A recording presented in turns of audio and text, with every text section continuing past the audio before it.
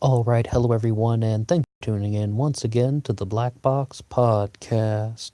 BBOR, Black Box Online Radio, coming to you from West Virginia. It's been a while since we've talked about the Zodiac Killer on this channel. I actually did one recording for this upload on Lawrence Kane, a new suspect that I've never mentioned before. However, I had to take the original down because it's just one of those things when you don't feel like your content is, satisfactory, so you want to do a second take. So this is kind of the re-upload. Now, the case of Lawrence Kane is something that I found a lot of people in the kind of forums and thread communities are very much in favor. It really seems like there are a lot of passionate user-generated theories going around that Lawrence Kane is indeed the Zodiac Killer. Now, Lawrence Kane is an individual that is very closely related with another individual named Harvey Hopkins, and Harvey was a kind of retired police officer who believed that he cracked part of the Zodiac cipher. He believed that he solved, I believe it's only one line actually that was deciphered, where it said that there is the numbers 1924 and the letters Kane. So Harvey was just like, okay, so we need somebody who was born in 1924, and most likely their name is Kane. And it just so happened that Lawrence Kane, was a person who was in the area at the time, who was born in 1924 and had a criminal record. Some other background information about him is that he worked in the area, but he was also a member of the Naval Reserve. So once again, we have the famous military boot prints, and it's like, okay, so we have a name appearing in the cipher. We have the military boot prints. And guess what? He also has a connection to Darlene Ferrin. Darlene's sister was identifying a set of photos about... She pointed out a photo of Lawrence Kane, and Darlene Ferrin's sister said that Lawrence Kane was a man who had been harassing Darlene at a restaurant. So, once again, Darlene is like the epicenter of all Zodiac conspiracy theories, but there it is again. Not to mention, he was definitely in the area at the time. Lawrence Kane is also somebody who has a history of mental illness. He had a brain injury, and people believe that he might have had some difficulty controlling his impulses. He might have been just very difficult to control his emotions as well. Not to mention, it is possible that in the Navy, the Naval Reserve at least, he would have had some knowledge of cryptography, cryptograms. He would have had some sort of familiarity with those things. Well, what do we think about this? What would be some of the arguments against Lawrence Kane? Well, for starters, even if Harvey is right about his name appearing in the cipher, Kane. I mean, we went through that whole debacle with Geick about how Gyke appears in the cipher, and everybody's saying that Richard Gaikowski was the Zodiac Killer, and, it's like, we've seen a lot of coincidences. We also have people definitively saying that the handwriting of the Zodiac matches Earl Van Best.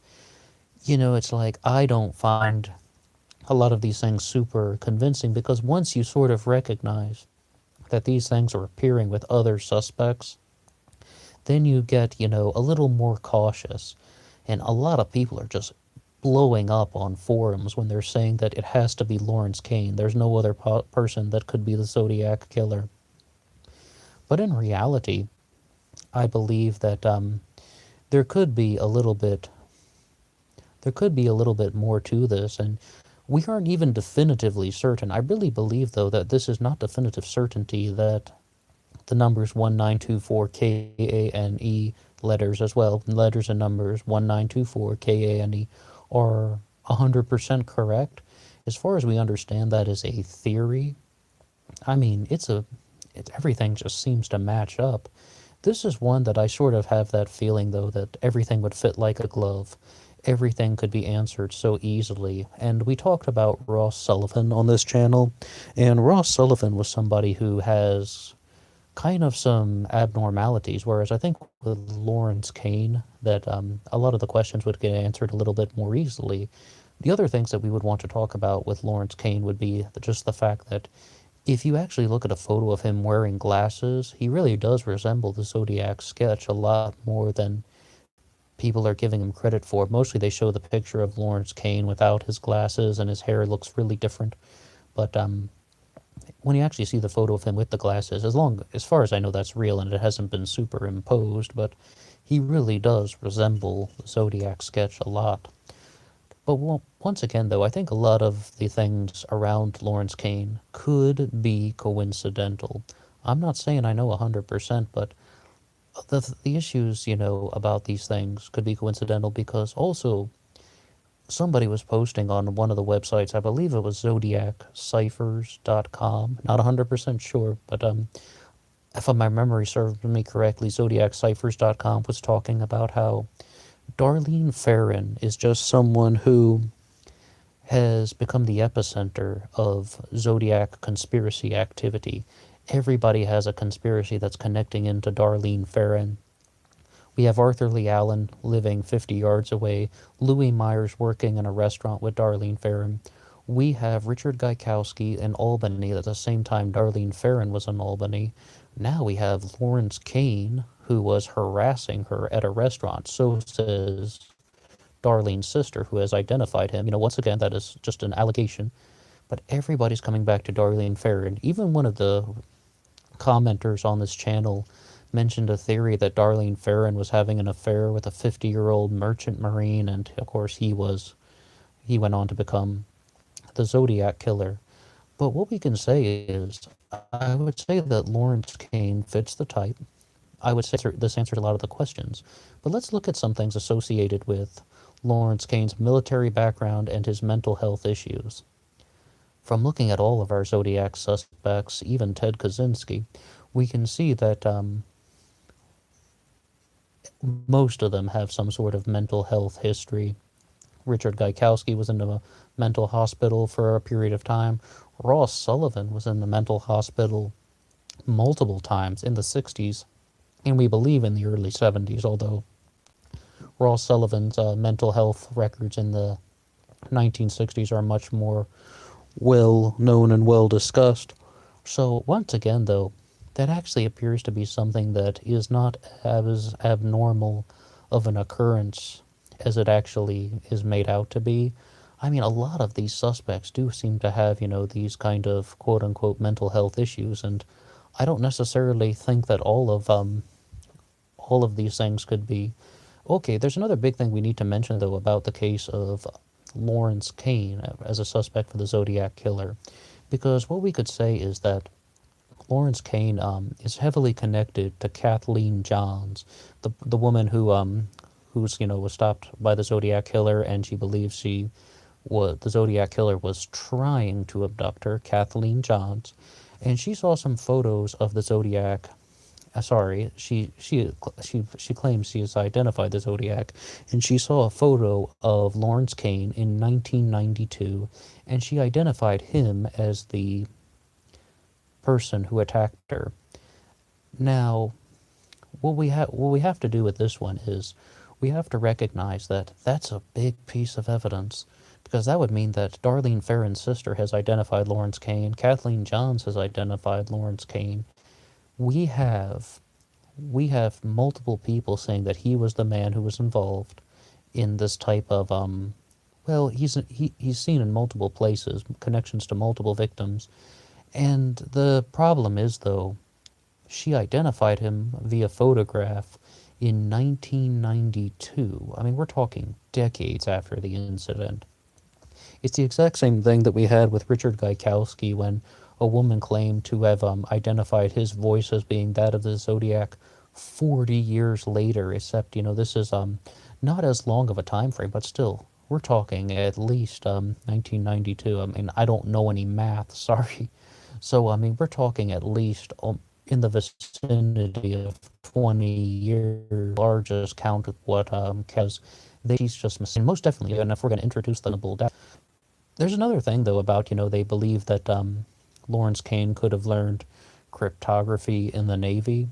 Well, a lot of people would have had access to similar things, like, Ross Sullivan apparently took a cryptology class when he was at the RCC, and Louis Myers, was someone who was very interested in the symbology of things, such as just the Celtic symbols because he was connecting it to his heritage. So says his friend Randy Kenny. And someone even left a comment on one of my uploads about the Zodiac saying, like this is such a normal thing for people to explore. I mean, so many teenagers, young adults, adults even. I mean, they were kind of talking more about younger people, but so many people explore this subject. I definitely did for a while, cryptography and cryptology. I was very involved with that when I was back in high school, so that's definitely true. It's like there are there are a variety of places where someone could develop the interest and fascination with cryptology. So we can't really lean too heavily when people are just pointing out, oh, he could have learned cryptology in the Navy. He could have learned how to make codes in the Navy. He could have learned something like that. Well, that's kind of a bit of an assumption, and I think all parties would agree that that's rather assumptive. I think that the sightings about Lawrence Kane could be kind of something that would really implicate him much further. And, Richard Gaikowski has that giant plot hole with his timeline. We did 2 uploads recently just trying to find any sort of definitive answer that was Richard Gaikowski in the country or not during the time of the murders at Lake Herman Road. And a lot of people were really just looking at this that, like the biggest counter argument against Richard Gaikowski is that he was in Ireland at the time of the Lake Herman Road murder, so he couldn't have been the Zodiac. Well, that opens the door for Lawrence Kane, and once again, he has that connection to Darlene Ferrin, and this could also be someone who has very bad impulse control. I mentioned that mental health is a sort of a problem that we notice with all of these individuals, but a military history is also very noticeable for a lot of these individuals. Like Richard Gaikowski was a medic in the Army. Louis Myers joined the Army 1971 to 73 when he was in Germany. Um, Not to mention, though, the military blueprints don't necessarily mean someone was in the military. Ross Sullivan just wore them because he liked them, and Louis Myers wore them prior because he worked in a military surplus store. But I digress from that because we want to sort of just say that the abnormality about Lawrence Kane is not that he had some sort of kind of nervous breakdown. No, I believe he had a head injury that caused his emotional change. And if he has these control, I mean, that could be something that is really kind of triggering these things. What I would say with Lawrence Kane is we aren't noticing any giant red flags like, we don't have to explain this kind of issue where Richard Gaikowski might have been out of the country for 4 months. We don't have any kind of red flag like that with Lawrence Kane so far. But what I would say about him is, there's a segment that was done about him on the History Channel. There were a few uploads on YouTube, but I really couldn't find too much information on YouTube. I was really going through the websites like Zodiac Killer Facts, ZodiacCiphers.com that I previously mentioned. Tom Voigt, of course, has discussed Lawrence Kane in a little bit.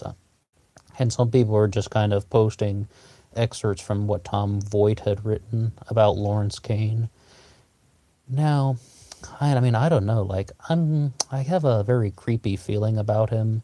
I definitely, sort of get those kind of chills when you're just like, holy crap, this really could be something. It's like, there definitely seems that this is a person who would be in the mental state where he kind of would have gone, he would have lost control. Not to mention Paul Stine, the taxi driver, who was the last definitive murder of the Zodiac.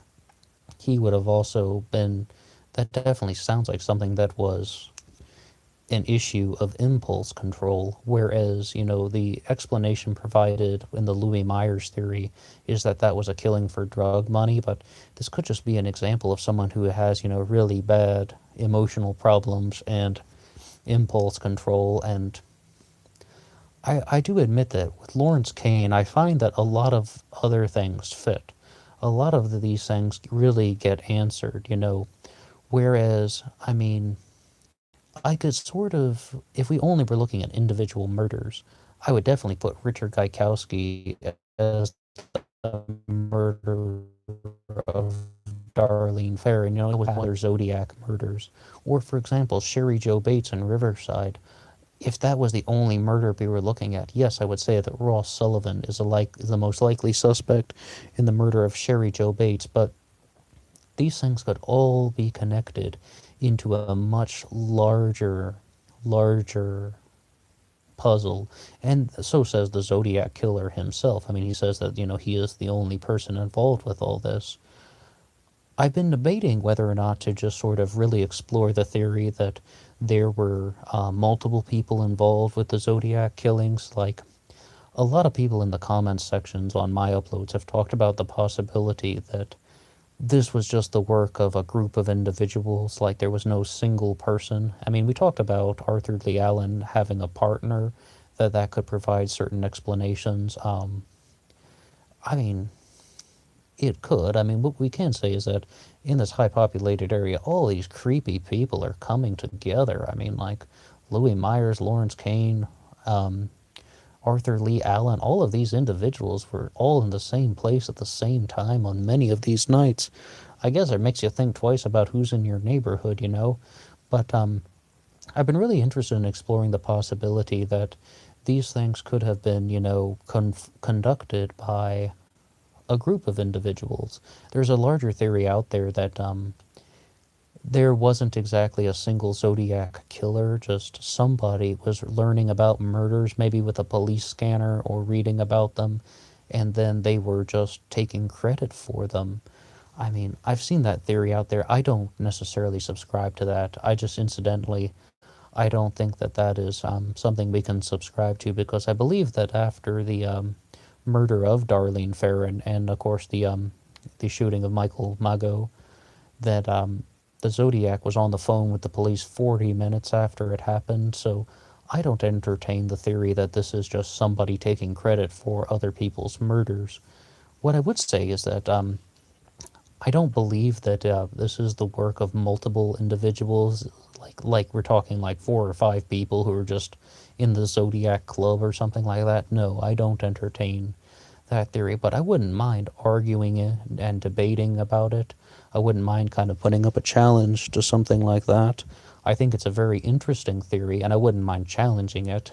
As far as I can get about partners or 2 people working with something like this, to reiterate, we talked about the possibility that one person could have been responsible for writing the letters and the ciphers, and another person could have committed the murders. And I'm not 100% certain, but I'm always open to new things. Like, that is like kind of one possibility that has stayed with me.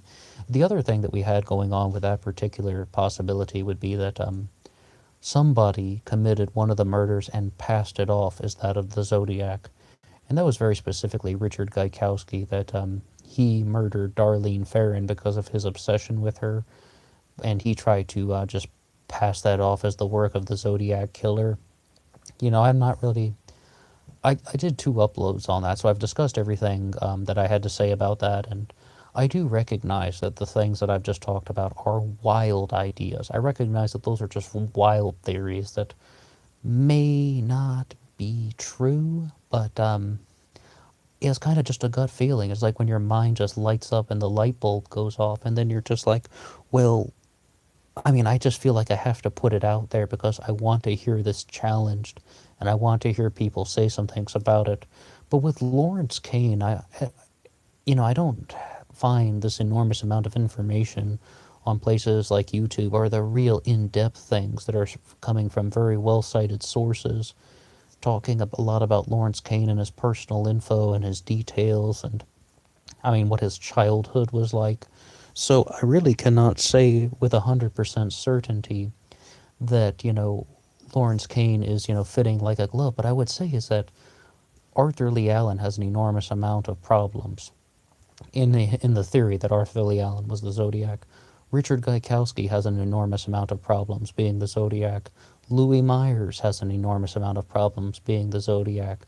And maybe Lawrence Kane actually is a suspect that could be higher on the list. And, like, one of the things with a channel like this is that I was hoping that I could eliminate a suspect. I would really hope that someone like myself and the audience working together could actually definitively eliminate a suspect. Like, we could say, after examination and arguing the case, that no, it is not Lawrence Kane, or no, it is not Ross Sullivan, but it feels like I'm kind of doing the exact opposite. But I hope that that's my goal one day.